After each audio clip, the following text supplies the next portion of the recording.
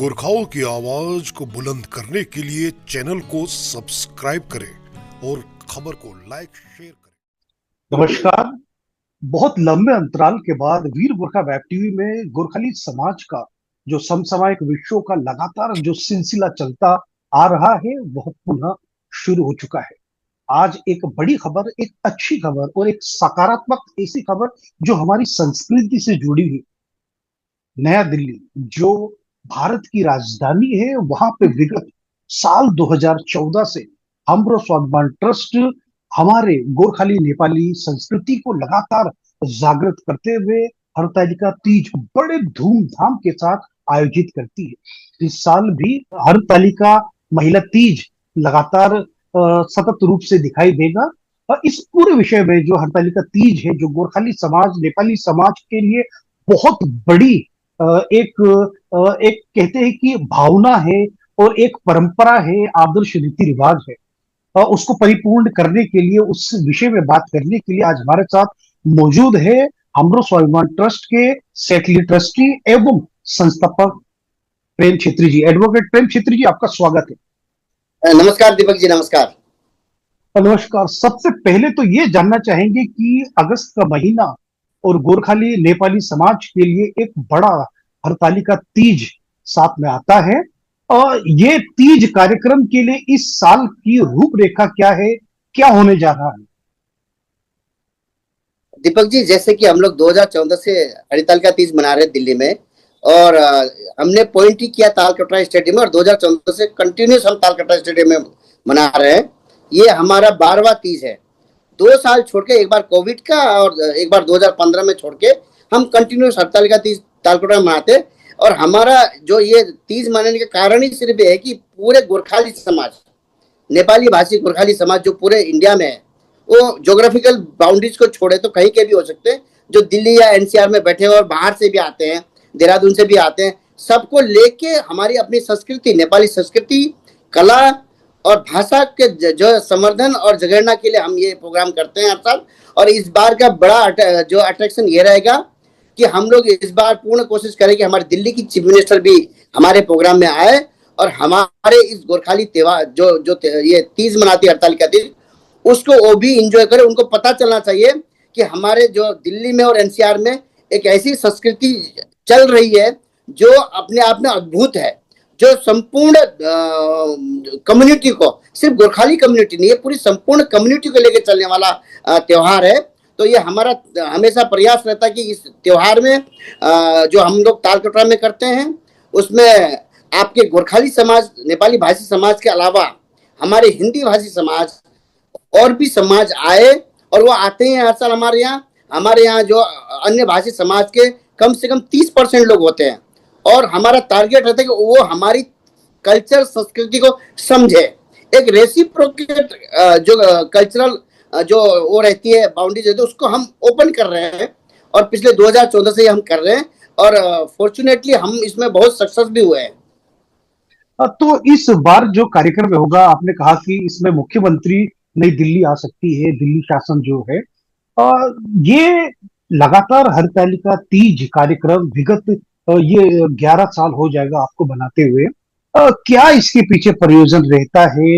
इसके पीछे क्या आपको ऐसी चीजें हैं, किस तरह का आपका संगठन है, और कैसे आप इस कार्यक्रम को संपन्न कर पाते हो? क्योंकि दिल्ली में इतने बड़े स्तर में, एक बार मुझे भी अवसर मिला आपके कार्यक्रम में जाने के लिए, हजारों लाखों की संख्या में दिल्ली में लोगों को एकजुट करना, ये किस तरह आप कर पाते हैं संगठन के रूप से? आप और आपके साथ कौन जुड़े हैं जो कि इतनी बेहतरीन व्यवस्था को लगातार विगत 1 दशक से लंबे समय से चला रहे हैं?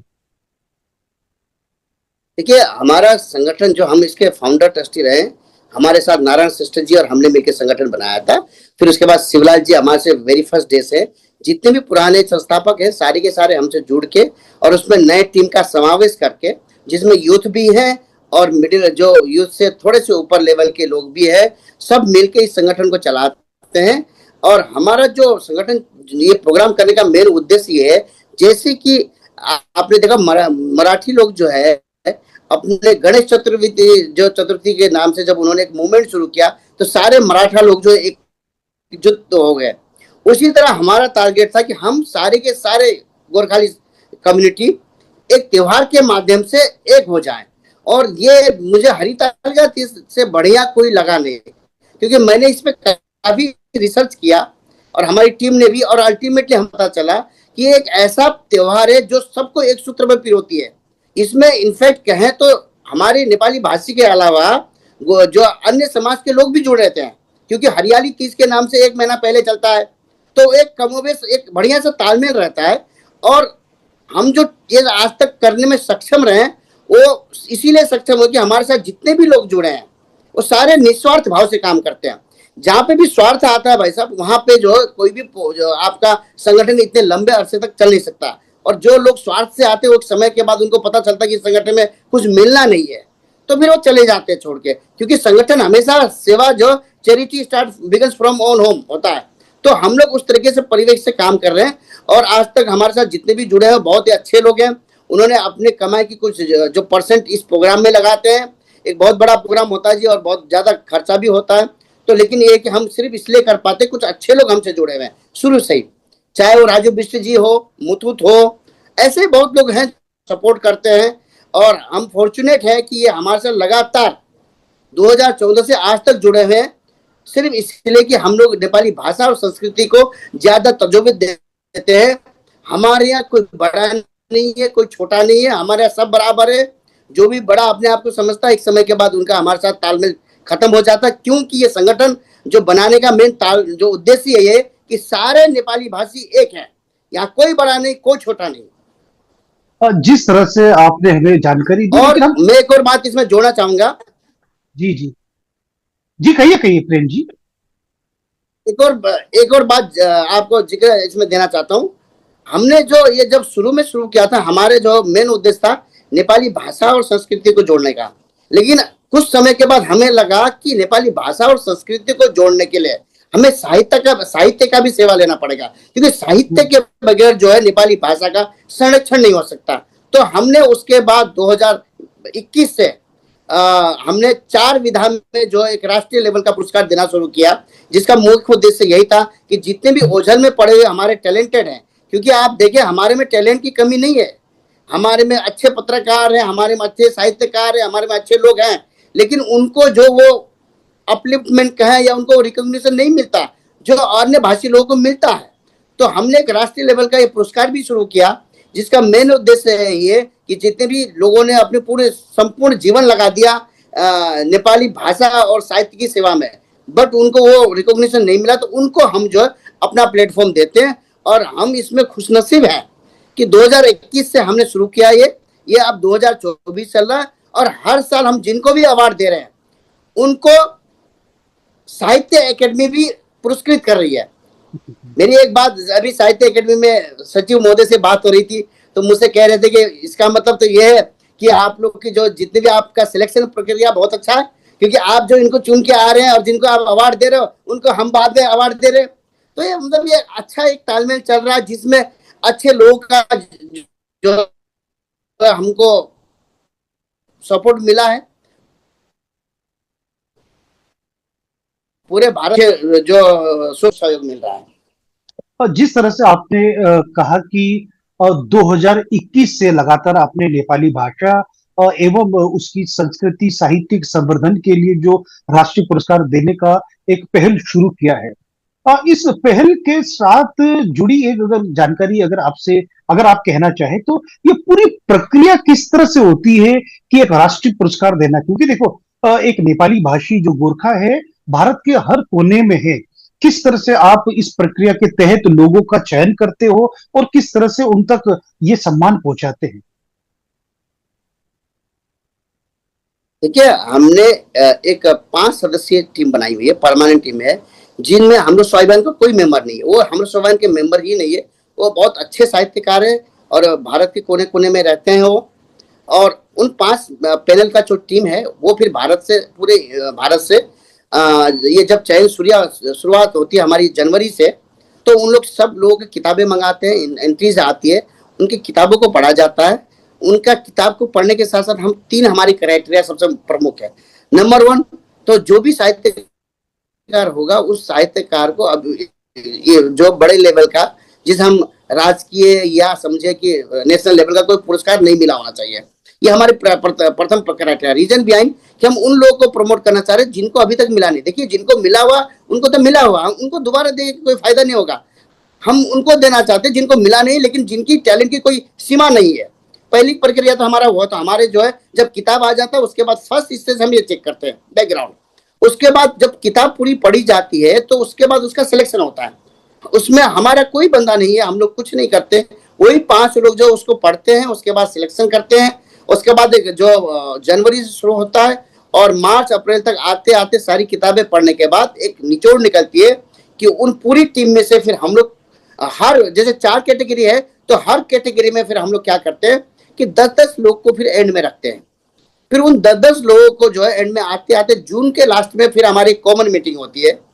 जून में फिर हम उनके ऊपर डिस्कस करते हैं और उसमें भी हम लोग स्वाइमैन की तरफ से हम ऑब्जर्वर होते हैं। हमारा कोई रोल नहीं होता है। जो 5 पैनल जो फाइनल डिसीजन करते हैं, हम उसमें सिर्फ साइन करते हैं।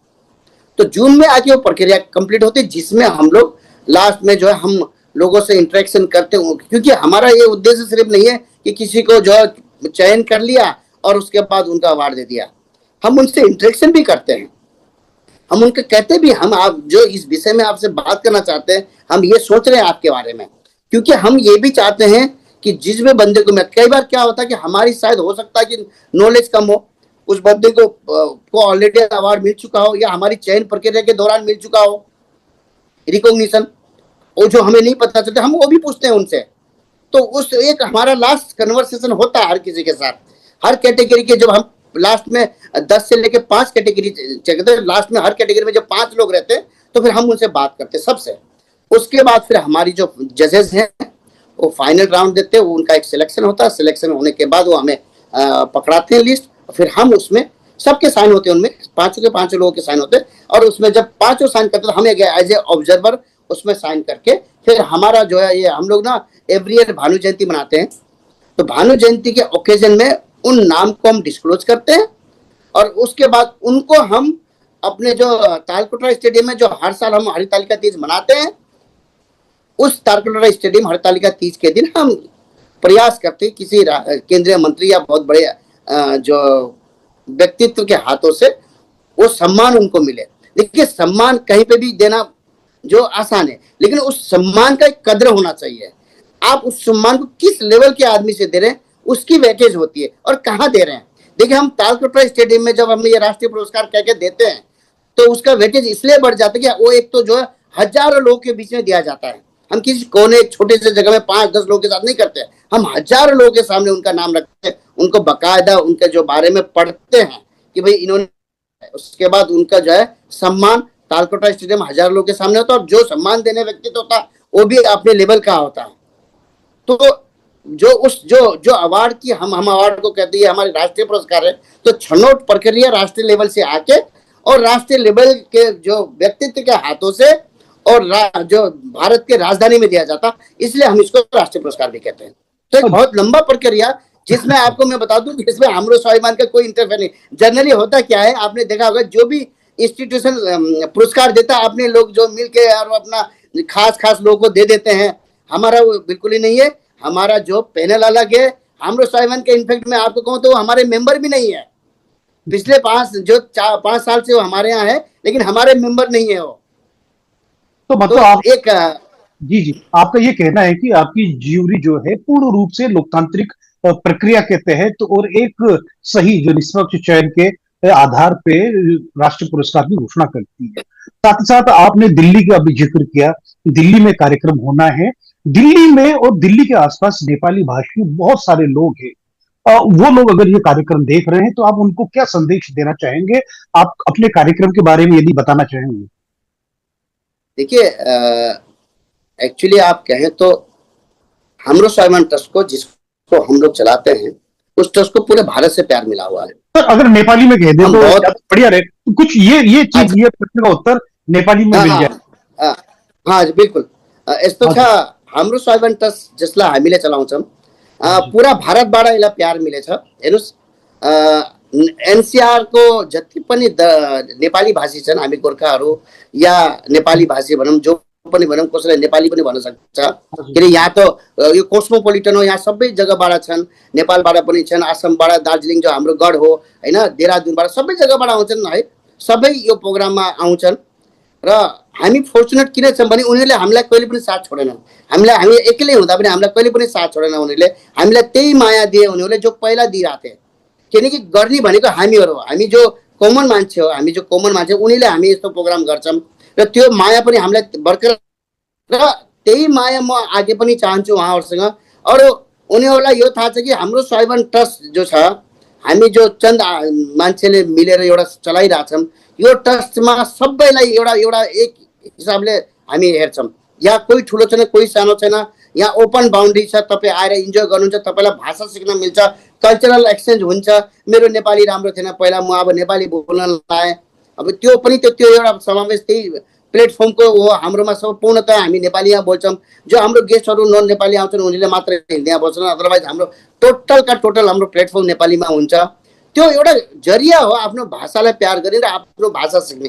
जस्तै अब मेरो फ्यामिली छ है, मलाई नेपाली आउँथेन, बट आज म त्यही कल्चरले गर्दा, त्यही हरितालिका तीज र त्यो प्लेटफर्मले गर्दा आज म नेपाली अलिकति बोल्न लाग्छु।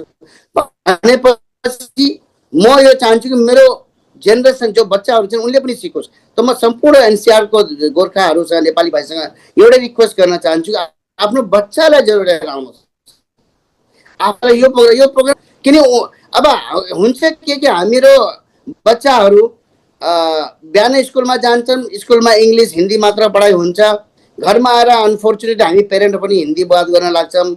अनि फेरि हाम्रो घरको त्यो माहौल छैन कि हामी तिनीलाई संस्कार दिन सकौँ, हाम्रो गोर्खाली नेपाली संस्कार। त्यो बहुत जरुरी छ। हाम्रो बच्चाहरू, हाम्रो नत्र पनि हाम्रो संस्कार, हाम्रो संस्कृति खत्तम हुन्छ। र मेरो टार्गेट यही रहन्छ, यो प्रोग्राममा म्याक्सिमम जति पनि हाम्रो दर्शकगणहरू छन्, जति पनि हाम्रो मेम्बरहरू छन्, अब अहिले हाम्रो जो अलमोस्ट मोर देन 5000 मेम्बरहरू छन्, सबै मेम्बरहरूलाई म यही रिक्वेस्ट गर्छु कि आफ्नो बच्चा लिएर आउनुहोस्। बच्चाहरूलाई यो संस्कृति देखाउन जरुरी छ। अदरवाइज दिमागमा के हुन्छ नि, हाम्रो नेपाली संस्कृति राम्रो छैन भने त्यो हुन्छ। किनकि एट्र्याक्सन हुन्छ नि, अर्काको संस्कृतिमा बहुत ज्यादा एट्र्याक्सन हुन्छ।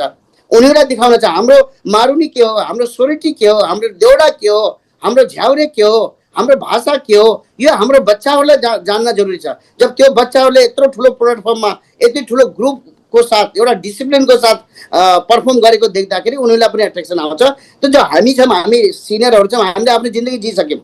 अब हामीले जो संस्कृति बचाउनको लागि मुहिम छेडिरहेछौँ, त्यो पर्पज हाम्रो फ्युचर जेनेरेसनको लागि। त आई रिक्वेस्ट कि सबैलाई म रिक्वेस्ट गर्छु, तपाईँहरू त आउनुहोस्, साथमा आफ्नो फ्यामिली, आफ्नो बच्चा र आफ्नो आमा बुवालाई पनि लिएर आउनु।